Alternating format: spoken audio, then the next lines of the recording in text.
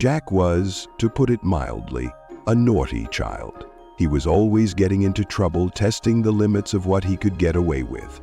One bright day, Jack found himself playing in the woods near a small, rather crooked cottage. There he saw an old woman slowly hobble down the steps of her cottage. She was carrying a small bucket, scattering feed for her chickens.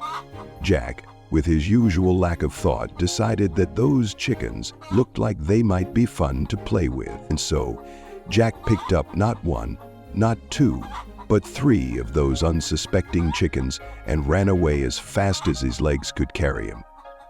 But the next morning, things were very, very different. Jack woke up to find that his parents and his sister were nowhere to be found.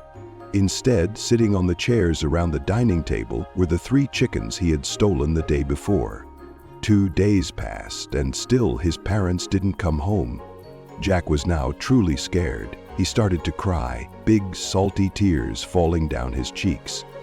The villagers, hearing the commotion, rushed to his house. They were all shocked to see 3 chickens sitting around his table. "What are the chickens doing here?" one of them asked. And so Jack, through sniffles and tears, told them about the old woman and her cottage in the woods. "You must return the chickens," cried a fellow villager. "Perhaps they hold the key to your parents' disappearance." Jack, finally understanding the weight of his mischief, took the chickens back to the old woman. With a trembling voice, he apologized. She didn't say a word, just glared at him. Jack, with a heavy heart, turned and went home.